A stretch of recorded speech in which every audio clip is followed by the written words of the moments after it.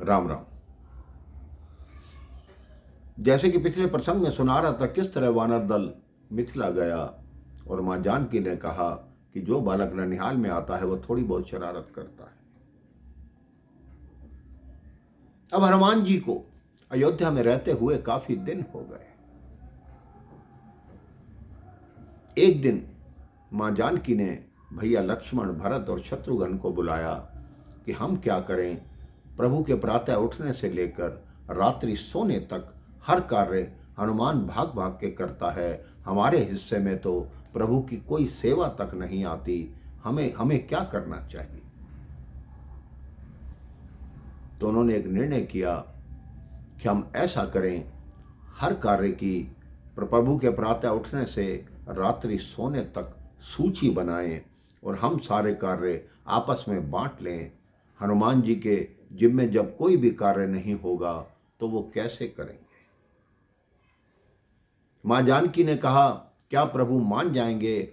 भरत जी ने कहा, आप एक सूची बनाओ, उस पर आपका कार्य है कि प्रभु के हस्ताक्षर करवाने हैं और उस पर राज्य की मोहर लग जाए, फिर हनुमान जी उस बात का उल्लंघन नहीं कर पाएंगे। सब ने मिलकर एक सूची बनाई कि प्रभु प्रातः उठेंगे, मैं ये करूंगी, भरत जी आप ये करोगे, आप स्नान के वक्त साथ होगे, लक्ष्मण जी आप दरबार में साथ जाओगे। सारी जितने भी दिन भर के कार्य थे, प्रभु के जो भी कार्य थे, सब ने आपस में बांट लिए। अगले दिन प्रातः हनुमान जी जैसे ही प्रभु के उठने पर पास आए तो मां जानकी ने कहा, अब रुक जाओ। हनुमान जी ने कहा, क्यों।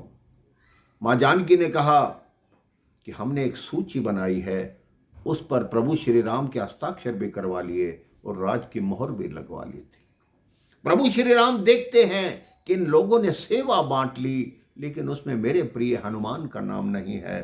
प्रभु मुस्कुराते हैं, कहते हैं देखता हूं कब तक हनुमान का नाम इसमें नहीं आएगा। अब हनुमान जी अगले दिन प्रातः जैसे ही मां जानकी के समक्ष आते हैं, प्रभु के उठने पर उनकी पादुका रखना चाहते हैं।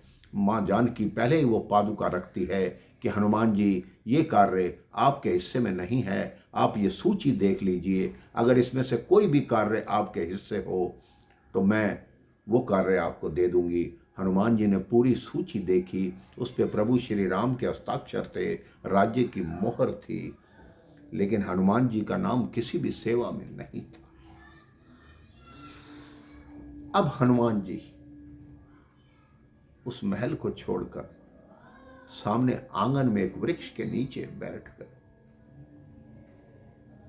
वो सिर्फ प्रभु के महल की तरफ देखते रहते कि कब प्रभु श्री राम निकल रहे हैं। दूर बैठे ही उनके दर्शन करते, आंखों से अश्रु बह रहे हैं, रो रहे हैं